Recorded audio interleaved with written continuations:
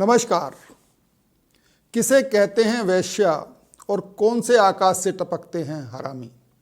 इस तरह के सवाल अगर आपके मन में आज तक नहीं उठ पाए हैं तो यह बेहद गलत बात है। एक इंसान होने के नाते यह स्वाभाविक नहीं है कि हम इन सवालों की जड़ों तक कभी पहुंच ही ना पाएं, और जवाबों की जड़ों तक पहुंचने के लिए सवालों का खड़ा होना लाजमी है।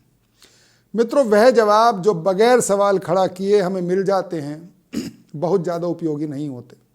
जैसे एक जवाब हमें पता है कि गायें दूध देती हैं, लेकिन कायदे से अगर सवाल खड़ा किया जाए कि क्या वास्तव में गायें हमें दूध देती हैं, और ध्यान से सोच समझकर हम इसका उत्तर तलाशें, तो जवाब यही आएगा कि कोई गाय हमें दूध नहीं देती। गाय में दूध उतरता है अपने बच्चे के लिए, हम उसका दूध जबरदस्ती निकालते हैं, देती नहीं है वह हमें दूध।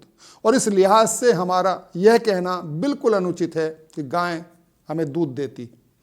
मित्रों, वेश्या शब्द से संबंधित जितनी भी धारणाएं हमारे दिमाग में भरी हैं, उनमें से अधिकांश गाय दूध देती है सरीखी ही है।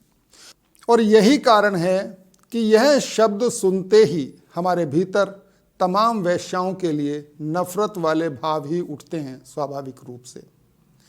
और इसका कारण बिल्कुल साफ है कि हमने कभी सवाल ही नहीं खड़े किए कि कौन होती हैं ये वेश्याएं, कहाँ से आती हैं ये, क्यों ये ऐसा व्यवसाय चुनती हैं जो नफरत की दृष्टि से देखा जाता है। और सबसे महत्वपूर्ण सवाल तो ये कि सब लोग इस व्यवसाय से नफरत करते हैं, तो इनका व्यवसाय चलता कैसे है, जाता कौन है इनके पास?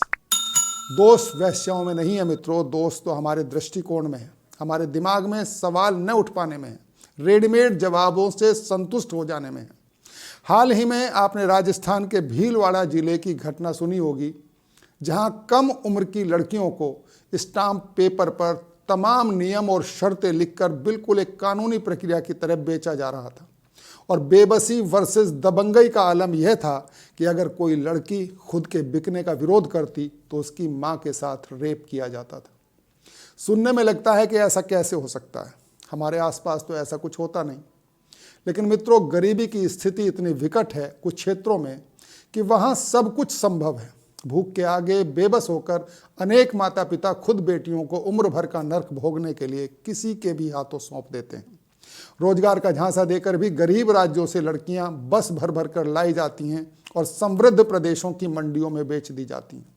फिर कोई परिवार वाला तक उनका हालचाल जानने की जहमत नहीं उठाता कि वो जिंदा भी हैं या मर गई। साधारणतः लोग ऐसे माता पिता को गाली देकर ऐसी घटनाओं पर सोचने को विराम दे देते हैं कि जब खाने खिलाने की औकात नहीं थी तो बच्चे पैदा क्यों करते हैं ये लोग। लेकिन प्रश्न तो यह भी खड़ा होता है कि गरीब आदमी बच्चे पैदा करता ही कब है? वो तो हो जाते हैं बस, बिल्कुल ऐसे ही जैसे जानवरों के होते हैं। कौन जानवर चाहकर करता है बच्चे पैदा?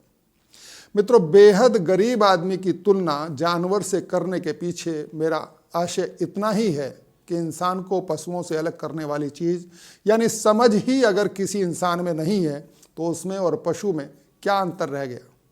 और इस हिसाब से केवल गरीब ही नहीं, उन अमीरों को भी मैं जानवर ही कहूँगा जिनके कारण वेश्याओं के बाजार चलते हैं, जिनकी डिमांड के कारण बेबस लड़कियां बिकती हैं या जबरन उठा ली जाती हैं।